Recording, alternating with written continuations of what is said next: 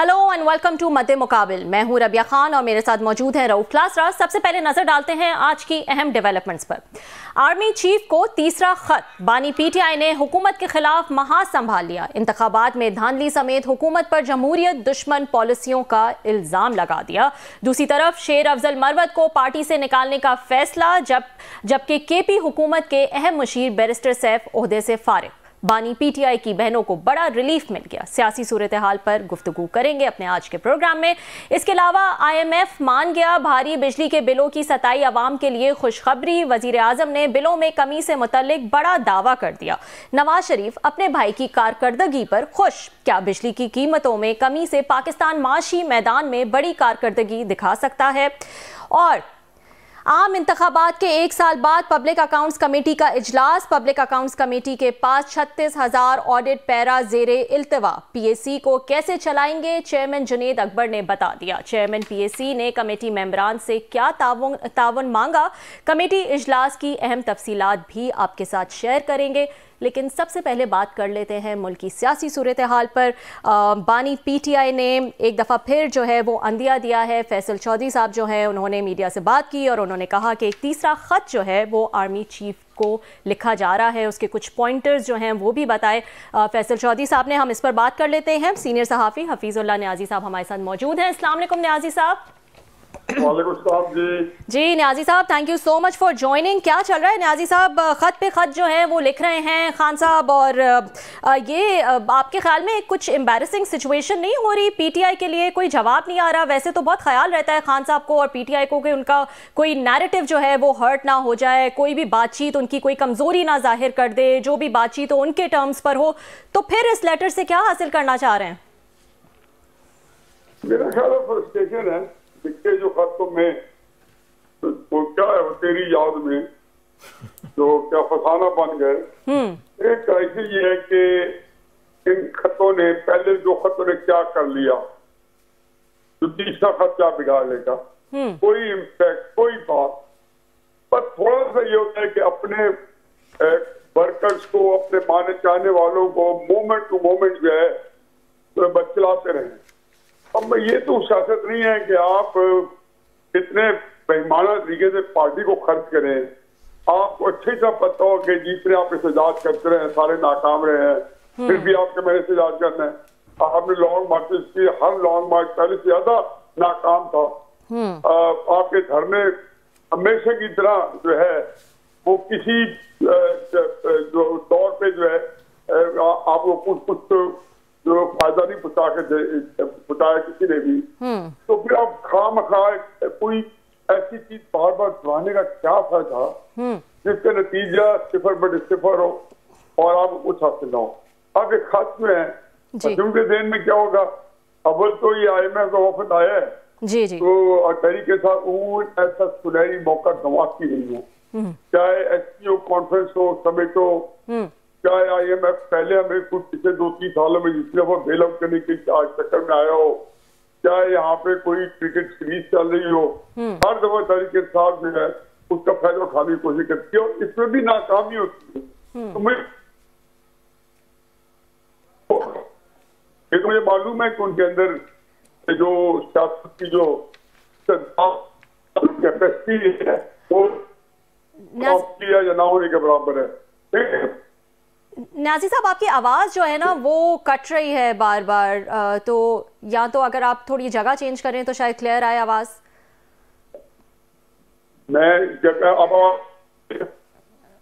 नहीं, I think कुछ connection में प्रॉब्लम है। न्याजी साहब, हम आपसे वापस जो है वो कांटेक्ट करने की कोशिश करते हैं ताकि आपकी आवाज़ क्लियर आए और हमारे नाजरीन जो हैं वो क्लियरली जो है वो सुन सकें। इस ख़त के हवाले से क्लासरा साहब, ख़त के हवाले से हम बात कर रहे थे। एक तीसरा ख़त जो है वो कहा जा रहा है कि वो लिखेंगे और फैसल चौधरी ने उसके कुछ नुकात जो हैं वो भी बताए हैं। और मैं यही पूछ रही थी कि ये आपके ख्याल में एम्बैरेसिंग सिचुएशन वैसे डालते तो नहीं है खान साहब? खुद को काफ़ी केयरफुल रहते हैं ये लोग कि हमारा नैरेटिव जो है वो हर्ट ना हो, हम वीक पोजिशन पर ना नजर आए।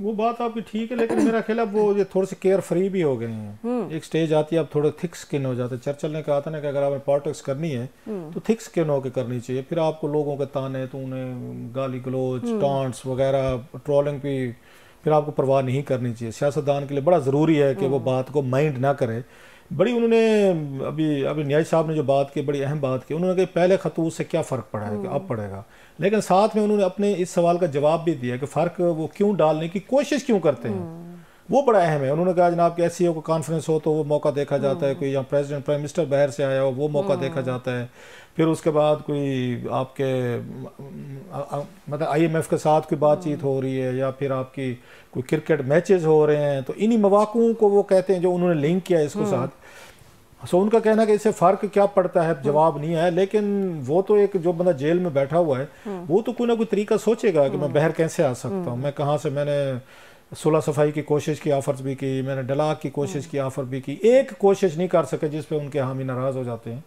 कि उनको रास्ता जो दिया गया था, एस्टेब्लिशमेंट ने दिया था कि जनाब आपके आई एम सॉरी, रूट था खान साहब का। खैर उनका अपनी वो है, हालांकि वो डिसून कर चुके थे 9 मई को। अभी भी उनका स्टेटमेंट जो उन्होंने दिया है यहाँ पे सुप्रीम कोर्ट में, लेटर उन्होंने जमा करवाया था, पटिशन वगैरह, उसमें भी उन्होंने यही कहा कि हमारे लोग नहीं थे, ये बाहर से लोग आए थे, तो उन्होंने एजेंसी में डाले। बल्कि उल्टा वो कल रात भी बात कह रहे थे, तो उन्होंने कहा जनाब ये तो मतलब मेरी गिरफ्तारी को उन्होंने इस तरीके का बढ़ा चढ़ा के बयान किया कि उसके बाद लोग गुस्से में हैं सारी चीज़ों में। सो खान साहब जो हैं उनके अंडरस्टैंडेबल सी एक स्टेट ऑफ माइंड है कि वो एक लफ्ज़ कह सकते थे, मतलब है उस पर अगर वो निकलना चाहते, लेकिन उन्होंने नहीं कहा, उनका अपना एक फैसला है।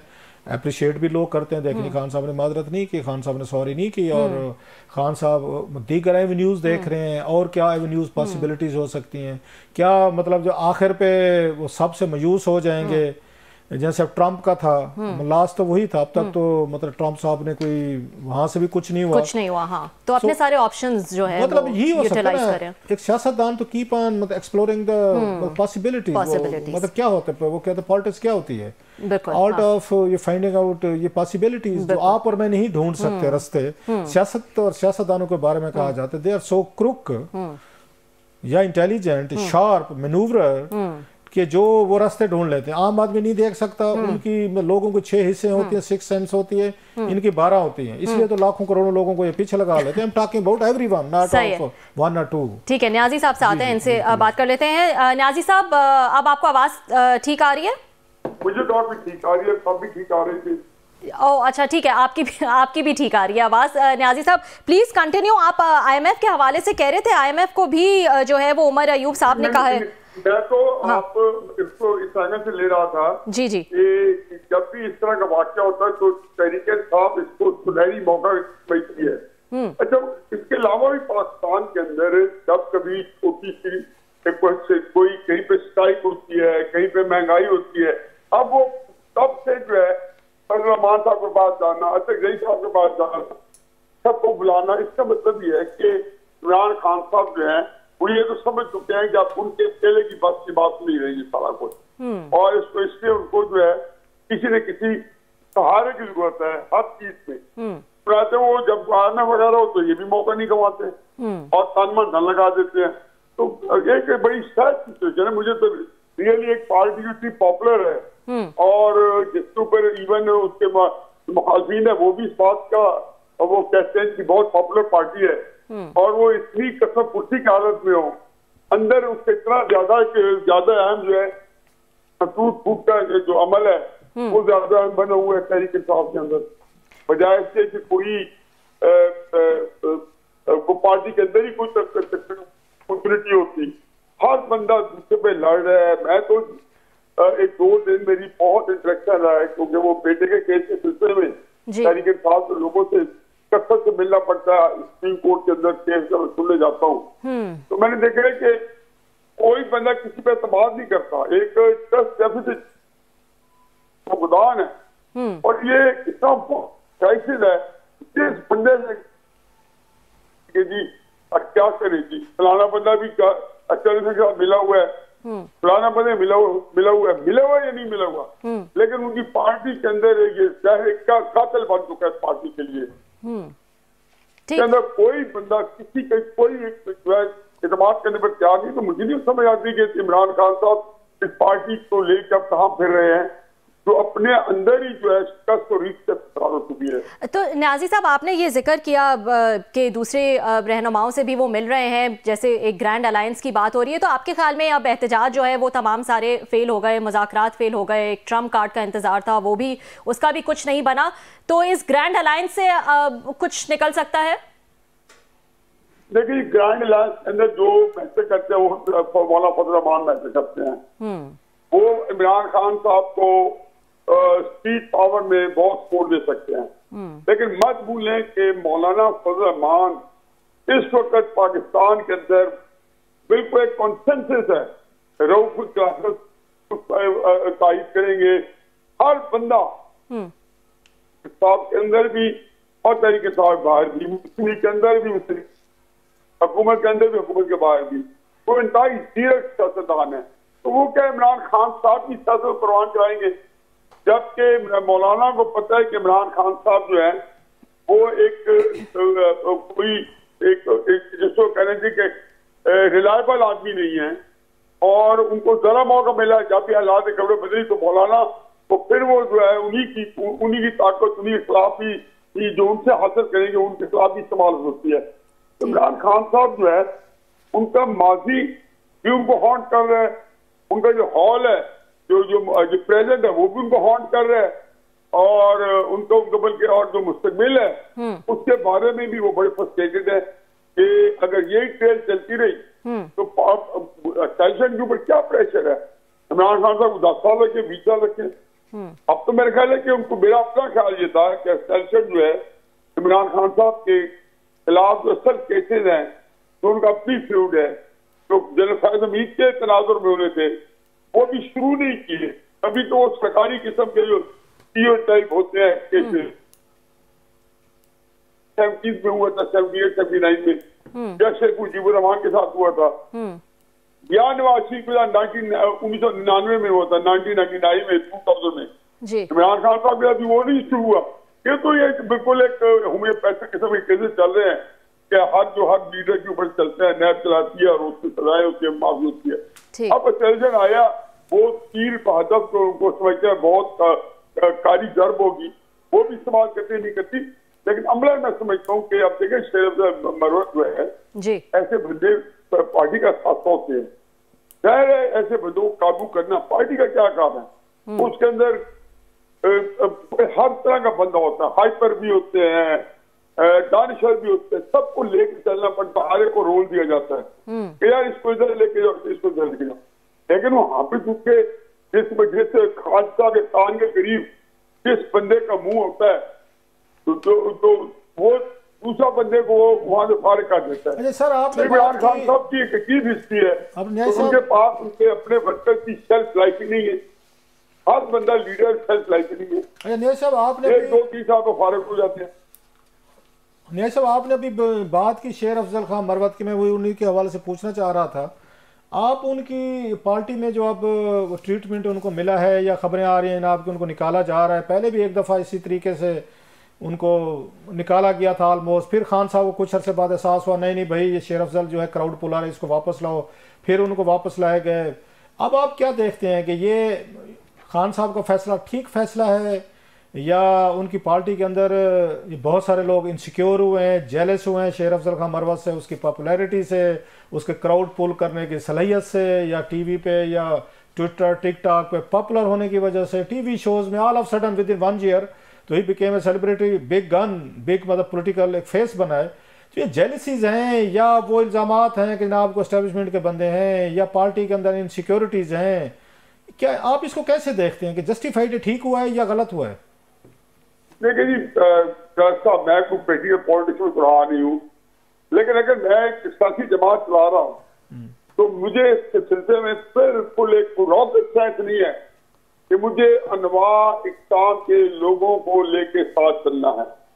मेरे अंदर जितने नीचे काम करेंगे उनमें इंटरनेट साइंस जरूर होगी, राणा सनाउल्लाह भी होगा, आप इससे रैली भी होगा, वहां पे पीपल्स पार्टी के अंदर भी आपने देखा है कि एक दूसरे के साथ कितना फैर है, लेकिन लीडर मुस्ताद लेकर चल रहे होते हैं, कभी किसी को अहमियत दे देते हैं, शाहबुद कुरैशी और यूसुफ गिलानी तक उसमें पीपल्स पार्टी में थे, हालांकि दोनों बड़े मुखालिफ थे, लेकिन पीपल्स पार्टी में दोनों इकट्ठे वहाँ मौजूद थे। आप ठीक कह रहे हैं। एक नहीं, मैं आपको अभी तो मुझे चौधरी निसार अली खान साहब और उसको जावेद हाशमी साहब की कितनी बड़ी महाभारत चलती रहती थी।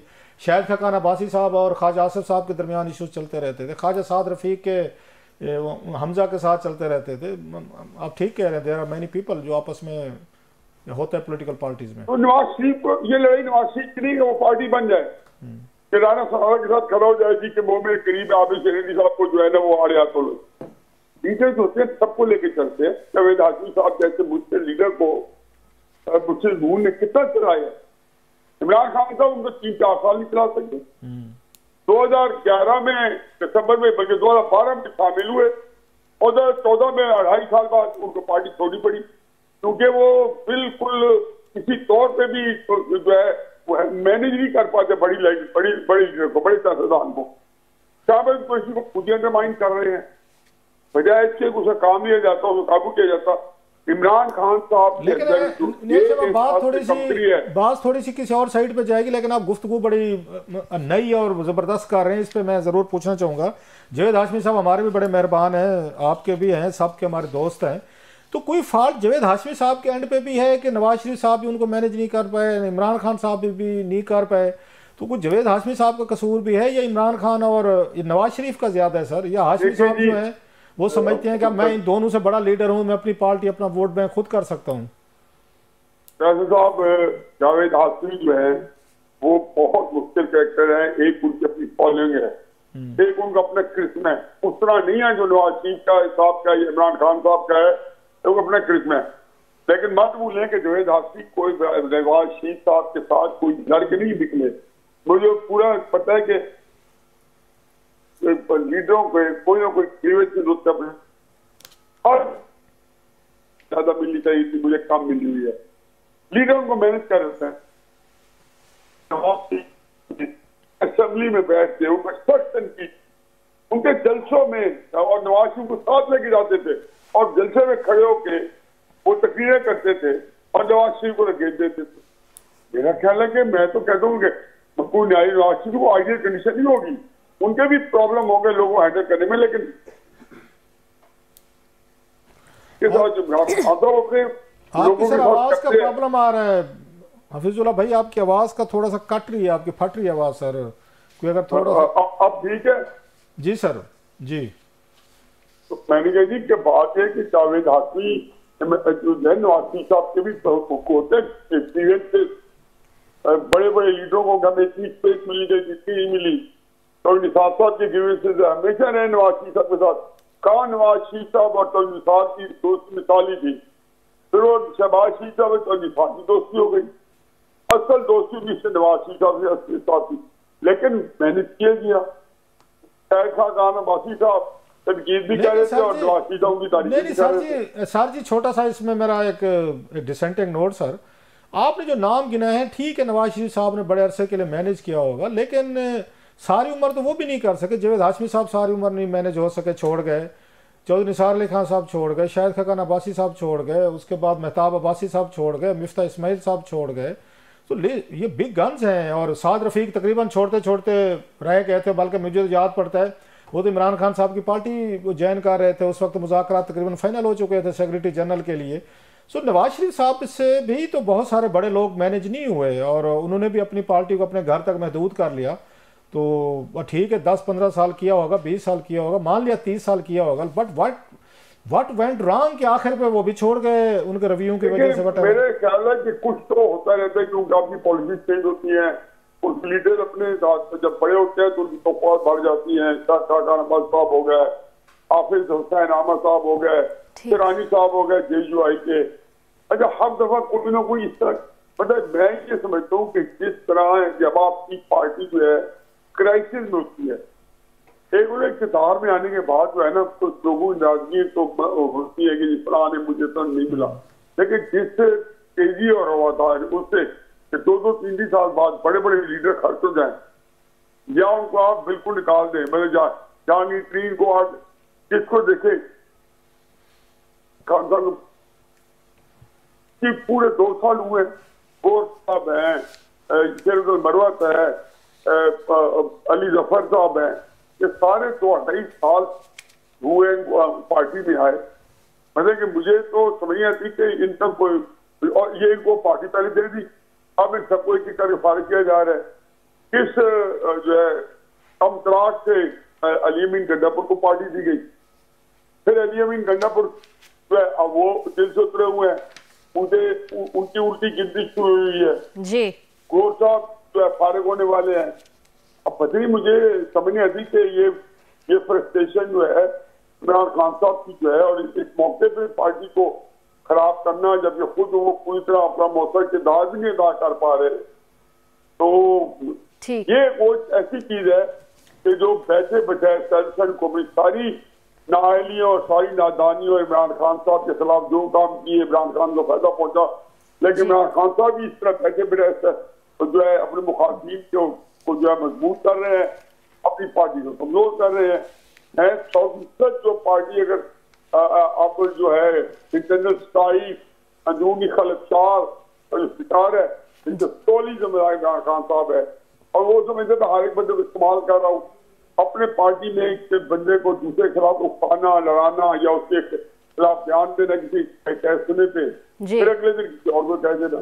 ठीक ठीक, बहुत बहुत शुक्रिया न्याजी साहब फॉर ज्वाइनिंग। हफीजुल्लाह न्याजी साहब हमारे साथ मौजूद थे और ख़बर ये थी कि शेर अफजल मरवत को पार्टी से निकालने का फैसला कर लिया है खान साहब ने। इस पर मजीद बात करेंगे। वक्त हुआ एक ब्रेक का, ब्रेक के बाद हम दोबारा हाजिर होते हैं। वेलकम बैक नाजरीन। ब्रेक पे जाने से पहले हम डिस्कस कर रहे थे कि कुछ खबरें आ रही हैं कि शेर अफजल मरवत साहब को जो है वो पार्टी से निकालने का फैसला कर लिया है। और क्लासर साहब, सवाबी के जलसे का रीज़न दिया जा रहा है कि उनका कुछ मिसकंडक्ट था, उन्होंने आके बात की या क्या, तो उसकी वजह से जो है उनको निकालने का फैसला किया गया है। हाउएवर अभी तक प्रॉपर कोई नोटिफिकेशन जो है वो जारी नहीं हुआ है। मैं इसमें ना 2-3 मिसालें मुझे वाक़यात याद आ रहे हैं, वो मैं सुनाना चाह रहा हूँ। और बड़ी खूबसूरत गुफ्तगू, और मुझे ट्रिगर हुआ हूँ जो मैंने हफीजुल्लाह न्याज़ी साहब की बात सुनी है। हालांकि जहन में रखें, हफीजुल्लाह न्याज़ी साहब थोड़ा माजी में क्रिटिकल भी थे शेर अफजल मरवत पे, या इन पे बात करते भी थे, लेकिन आज बड़ी उन्होंने खूबसूरत बातें की हैं कि ये लीडरशिप का काम होता है कि पार्टी में हर किस्मी लोग होते हैं। मैं 3-4 आज आपको ना मिसालें देना चाहता हूँ, इसलिए बात अगर लंबी हो जाए तो आई होप कि हमारे व्यूअर्स उसको बर्दाश्त करेंगे। एक तो ये है कि मैं लंदन में थे तो वहाँ पे 2007 की बात है, तो बेनज़ीर भुट्टो साहब उस वक्त पाकिस्तान से लोग जितने भी हैं उनकी पार्टी के जाते थे मिलने के लिए। बेनज़ीर भुट्टो साहब ने वापस आना था, जनाब मुशर्रफ साहब से खुफिया मीटिंग्स हो रही थी दुबई में, अमेरिकन और ब्रिटिश डिप्लोमेट्स जो हैं वो डील को LFO या NRO वगैरह बना रहे थे, सारा NRO सॉरी। तो उस पर वहाँ पर बेनज़ीर भुट्टो साहबा को किसी अपनी उनकी पार्टी की खतून को लीडरशिप के हवाले से कुछ कंप्लेंट्स की गई। तो उनका ख्याल था कि जब हम बेनज़ीर भुट्टो साहब को बातें बताएंगे तो बेनज़ीर भुट्टो साहबा जो है उनको पार्टी से डिसमिस करेंगी। बेनज़ीर भुट्टो साहबा ने उनको कहा पार्टी में, जो मेरे ज़राए में पार्टी में मौजूद थे, मुझे बताया उन्होंने कहा आपको वो जो भी असाइनमेंट पे काम कर रही हैं जो आपको नहीं अच्छी लग रही, उनको उन्होंने जिम्मे लगाया था कोई डिप्लोमेट्स, पाकिस्तानी डिप्लोमेट्स, सारी फॉरेन डिप्लोमेट्स हैं जहाँ पे, कि आपने उनसे मिलकर लॉबिंग करनी है, और उन्होंने ये पीपल्स पार्टी का point of view Benazir Bhutto साहबा का वो सारी चीज़ें बयान करनी है। पार्टी कुछ लोग समझ रहे थे कि वो इस पार्टी को ब्रीच कर रही हैं, ये उनका मीटिंग्स करना, डिप्लोमेट से ब्रीफ करना, ये शायद बेनज़ीर भुट्टो को नोटिस नहीं होगा, हम उनको बताएंगे कि देखें अपनी गुड्डी चढ़ाने की कोशिश कर रहे हैं। बेनज़ीर भुट्टो साहब ने सबके मुँह बंद करवाए। तो उन्होंने कहा जनाब कि वो मैंने ही उनको असाइनमेंट दी, मुझे पता है वो क्या करे, it's none of your business. अच्छा, बेनज़ीर भुट्टो बड़ी पावरफुल थी। वही वाली बात कि आपके पार्टी लीडरशिप को हर एक को पता होना चाहिए कि कौन किस काम का है। ऐसे मुझे यूसुफ गिलानी साहब भी पहली दफा गए अपनी सजा के रिहा होने के बाद लंदन गए, तो ये भी मिले वहाँ पे, बेनज़ीर भुट्टो साहब से पहली दफा मिल रहे थे आफ्टर 99 से, जब बेनज़ीर भुट्टो यहाँ से चली गई थी नवाज शरीफ साहब के दौर में, तो इनकी तकरीबन 8-9 साल बाद इनकी मुलाकात हो रही थी। तो खैर जब वहाँ पे रहमान मलिक साहब के घर से ये बाहर निकले, मीटिंग वगैरह करके पहली दफ़ा गए, तो मैंने गिलानी साहब से पूछा, वहाँ पे अजवे रोड पे मिल गए, उस पर शहबाज शरीफ और इनकी गिलानी साहब की अचानक मुलाकात हुई वहाँ पे, क्योंकि हम वहाँ पे खजूरें ले रहे थे खड़े हुए, मैं और गिलानी साहब, तो इधर से शहबाज शरीफ साहब आगे चलते हुए, इनकी बड़े अरसे बाद मुलाकात हो रही थी, 8-10 साल बाद, वहीं चिट चैट होना शुरू हो गई।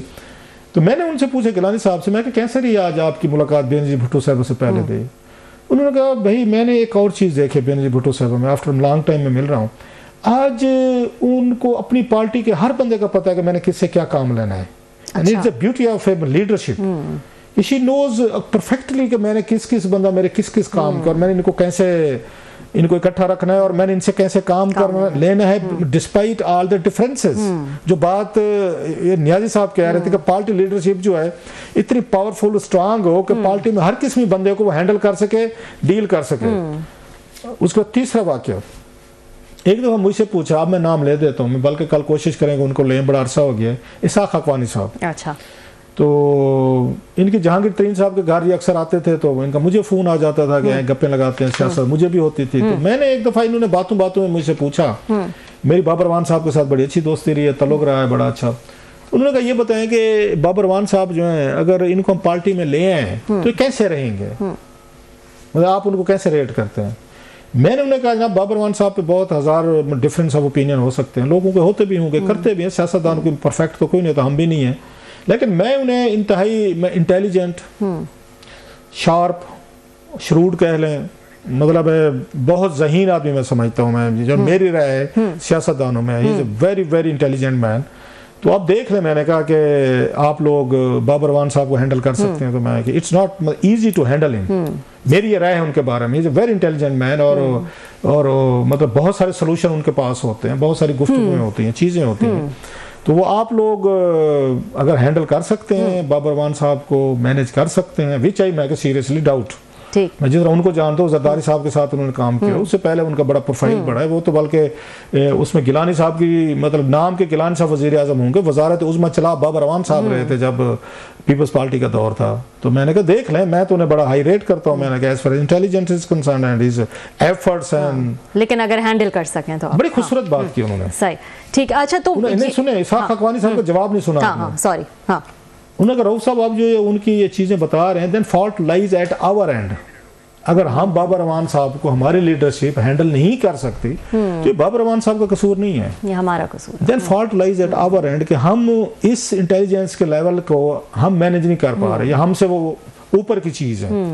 ये बड़ी खूबसूरत बात थी कि उन्होंने कहा हमें, मतलब हमारे लीडर को इतना, वो जिन लोगों को लाना चाह रहा है उनसे ज्यादा समझदार होना चाहिए, ज्यादा उसको इंटेलिजेंट होना चाहिए हैंडल करने के लिए। ठीक। और वो लेकर आए, बाद में आए बाबर रवान साहब आए, और बाबर रवान साहब ने कैसे राइज किया पार्टी के अंदर, कहां तक पहुंचे, वो हम सारी बातें जानते होते हैं। तो लिहाजा उन्होंने कहा ये अच्छा, उस पर मेरी बात सुन के वो डरे नहीं है। इसाक हकवानी साहब की स्ट्रेंथ देखें, ना उन्होंने आगे से जहांगीर तरीन को डराया, तो ना उन्होंने इमरान खान को डराया, भाई रऊफ से बात हो रही, रऊफ पे खुदा का खौफ करो, बच जाओ भाई, वो तो ऐसा बंदा है। नो, वो नहीं डरे। उनकी मुझे बड़ी अच्छी बात लगी इसाक हकवानी साहब की। उन्होंने कहा नहीं, मतलब कोई और बंदा होता ना, जो मैंने बताया था कि शार्प है, इंटेलिजेंट है, मतलब है वो बहुत ज्यादा प्रैग्मेटिक हैं, और बहुत सारी कोई उनमें 3-4 और खूबियां बताई मैंने। और जरदारी साहब जैसे बंदे के साथ उन्होंने चीफ जस्टिस पूरी सुप्रीम कोर्ट के साथ एक लड़ाई लड़ी हुई है पीपल्स पार्टी के दौर में। और बंदा होता डर जाता कि रऊफ साहब और रहने दो, तुझे थैंक यू वेरी मच जी, बस। उन्होंने बल्कि आगे से उन्होंने 10 बातें बतानी थी, नहीं किया उन्होंने। नहीं, ऐसा बंदा हमें पार्टी को चाहिए, इंटेलिजेंस आदमी चाहिए। No comment. ये मैंने आपको जो 3-4 बातें बताई मैंने सारी, ये तो शेर अफजल मरवत के हवाले से थी। ये मैं बड़ा बैकग्राउंड दे गया इसका सारा। शेर अफजल मरवत का जो है, लाइक इट और नॉट, पूरी पार्टी डेड पड़ी थी। They were buried, वो क्या कहते हैं, डस्ट एंड डन, वो क्या कहते हैं, डस्ट एंड डन, इस तरह का इंग्लिश कहा जाए, फारिग थे, done and dusted, done and dusted, thank you very much, done and dusted थे। कोई खान साहब से मिलने नहीं जाता था, कोई बंदा बाहर नहीं निकल सकता, खौफ से इनकी आवाज नहीं निकलती थी। लगते नहीं था पीटीआई 9 मई के बाद जो उन पे क्रैक डाउन हुआ और उनको जिस तरीके का खामोशी, बिल्कुल वो कहते हैं कब्रिस्तान की खामोशी थी। ये तो टीवी पे नहीं आते थे, ये तो मतलब पार्लियामेंट के में तो थे नहीं ये, क्योंकि उस वक्त ये वो जब आए हैं। तो शेर अफजल मरवत जो है वो निकला है, उसने बहादुरी दिखाई है, उसने बंदे इकट्ठे किए हैं, उसने यूथ को अपने साथ रिलेट किया। यूथ अगर पार्टी के अंदर किसी से रिलेट करती है ना, या इमरान खान साहब से करती है, इमरान खान साहब के बाद वो शेर अफजल से करती है, तो जो भी उसका स्टाइल था, ब्लंट है, मतलब सीधा है, उसके वो क्या कहते हैं, स्पीड ब्रेकर नहीं है, जो उसको समझ में आती है वो कह देता है। हाँ। अच्छा, पश्तो स्टाइल में बड़े खूबसूरत अपनी उर्दू के साथ जो लोगों को नेचुरल स्टाइल लगता है, इसे इट ऑल। नौजवानों को बात अच्छी लगी, खान साहब की भी ये बात अच्छी लगती थी कि खान साहब ब्लंट है, किसी डरते नहीं है। तो शेर अफजल मरवत का भी वही स्टाइल था, वो ट्राइबल एरियाज में किया, वो केपीके में किया, उसने पहले जलसे किए, गिरफ्तारियां हुई, फिर पंजाब में किया, फिर वो सिंध में किया, फिर इस्लामाबाद, नारे कहीं जेलों में, सब कुछ किया। पार्टी को उसने जो खौफ था, एक साइकोलॉजिकल बैरियर थी वो बैरियर शेर अफजल मरवत ने तोड़ी। अब डेफिनेटली जब पार्टी के अंदर रईस करते हैं, अचानक करते हैं, जो बैठे मतलब गुरु घंटाल बैठे हुए हैं, बड़े अरसे से खलीफे बैठे हैं, वो तो इनसिक्योर होते हैं, यार कल का लड़का आया हो, यार इसने हमें साइड पे कर दिया, मतलब हमारी फॉलोइंग नहीं है, उसको ट्विटर फॉलोइंग है, टिकटॉक पे, टीवी शोज पे, उसका टाइम ही नहीं है, वी लॉग्स हर जगह। बिल्कुल, हाँ। फिर मैंने बन गया वो। तो उन लोगों को इनसिक्योरिटीज हुई हैं, उन लोगों को प्रॉब्लम्स हुए हैं। अल्टीमेटली उन्होंने जाके खान साहब को बताया है, और जो लूज बॉल हुई है उससे, उस शेर अफजल मरवत से, वो सऊदी एम्बेसडर वाला बयान था जो नहीं देना चाहिए था, वो उनके लिए डैमेजिंग होगा पार्टी के लिए, वो बिल्कुल उनका गलत स्टाइल था। लेकिन वही वाली बात, आप ऐसे लोगों को संभाल के रखें, संभाल के रखते होते हैं। और अच्छा, पहले भी निकाला था, जो ही निकाला तो पार्टी फिर बैठ गई थी। अब नोट करें, खान साहब ने फिर उनको बुलवाया, क्योंकि जो बात उन्होंने अभी की है ना, इतनी समझ है खान साहब, इतने इंटेलिजेंट सारे लीडर होते हैं कि किस वक्त किसकी जरूरत है, किसको कब हमने इस्तेमाल करना है। जो सियासतदान दूसरों को इस्तेमाल करता है तो वही सिकंदर है, ये ध्यान में रखें। वही मतलब अच्छा पॉलिटिशियन वही है जो लोगों को इस्तेमाल करना चाहता है, उनकी क्वालिटीज को, एबिलिटीज को, उनके ख्वाहिशात को एक्सप्लॉइट करना कि इनको करना है। सो उन्होंने शेर अफजल मरवत को दोबारा बुलाया था, हालांकि अलीमा खान साहब ने बड़ी बातें की, दीगर ने की, क्योंकि खान साहब को पता चला भी लोग तो बाहर ही नहीं आ रहे, ये बंदा ला सकता है। सो अब खान साहब को ये फील हुआ है कि जुनैद अकबर साहब ने जो अपने तोपों के दाने खोले हैं, उन्होंने कहा कि शायद हमें अगर शेर अफजल मरवत की जगह खाली होती है तो शायद जुनैद अकबर जो है ना, वो नौजवानों को निकाल लेगा, वो बहुत धुआंधार बड़ी खतरनाक तकरीर कर रहा है, लोगों को आपने कुछ नहीं करना, फायर वर्क करो, जबानी गोलाबारी, जो तोपें, गन्ने, F-16 मिसाइल, JF थंडर है ना, यूज करो। सो खान साहब को शायद लगता है कि टाइम आ गया है कि मैं जुनैद अकबर को शायद वो रिप्लेस कर लें, जो विच आई डाउट वो नहीं कर सकेंगे।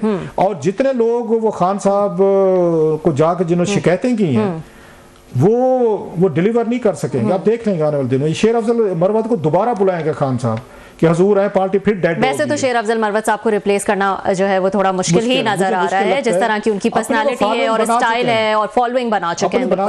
बिल्कुल, और इसका नुकसान शेर अफजल मरवत को नहीं होना, जितना उसने अपने प्रोफाइल बनाना था, स्पेस बनानी थी, इससे ज्यादा क्या मशहूरी होनी थी जितनी उसको हो चुकी है।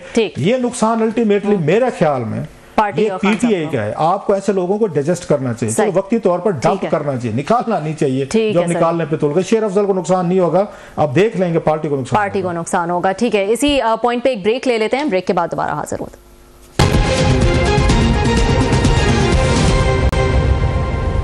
वेलकम बैक नाजरीन। ब्रेक पे जाने से पहले हम बात कर रहे थे शेर अफजल मरवत साहब के हवाले से।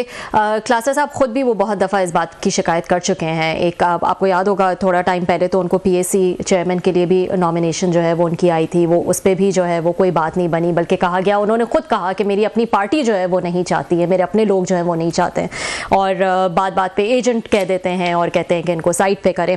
एक और चीज़ खान साहब के लिए जो कहा जाता है, वो कहा जाता है कि वो कान के बड़े कच्चे हैं और उनको शिकायतें पहुंचाई जाती हैं वो उस पर फौरन जो है वो कोई ना कोई एक्शन ले लेते हैं। आपके ख्याल में ये दुरुस्त?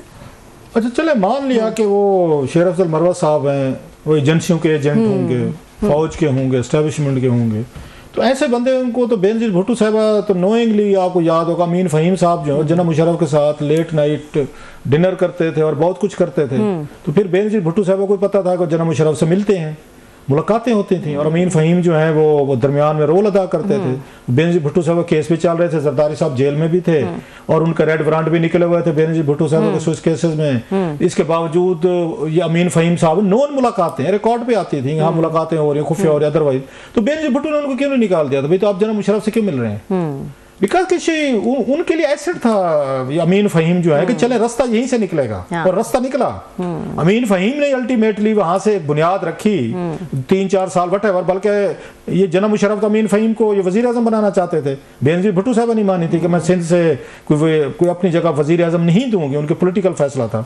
तो अगर मान लिया शेर अफजल मरवत की वहां पे रूट्स हैं और आप इनके जरिए, तो आप इनको रखें, वो किसी वक्त काम आ जाए, इन्हीं के जरिए मतलब इन रोड बनाए ना। आप महमूद खाचकज़ई साहब के जरिए फौज से डील ले लेंगे, मतलब अक्लमंदी देखा, फिर ये पीटीआई वाले नाराज हो जाएंगे। फौज से मुज़ाकरात कौन करेगा? महमूद खाचकज़ई करेगा। भैया अगर फौज से आपने मुज़ाकरात करने हैं तो जिन पे आपको डाउट है कि फौज से मिले हैं उनके जरिए करवा लें, आपको बेहतर डील ले देंगे। बैरिस्टर साहब को आप समझते हैं, उनको कहें आप अमीन फ़हीम शेर अफजल मरवत को समझते हैं, और भाई जिनके साथ एस्टेब्लिशमेंट का राब्ता है बकौल आपके, उन्हीं को इस्तेमाल करें कि वो आपकी कोई डील करवा। आप किसको डील के लिए रखते हैं? आप कहते कहते हैं मेरा मुज़ाकरात महमूद खान से फौज से करे, इसके बाद बंदा किसी की पॉलिटिकल फिर नाराज हो जाएगी कौम, मेरा ख्याल है मैं कोई कमेंट ना ही करूं कि जो लोग अमीन फहीम की तरह आपको रास्ता लेके दे सकते हैं वो आपका एसेट है और आप उनको करीब यूज करें। शेर अफजल मरवत को यूज करें कि भाई साहब आज नहीं तो परसों, महीना 6 महीने बाद को रास्ता देखो यार, आप लेटर जो लिख रहे हैं, मतलब कॉलें कर रहे हैं, मिस कॉल दे रहे हैं, उसका जवाब नहीं आ रहे, तो शेर अफजल मरवत को इस्तेमाल करें इस काम के लिए।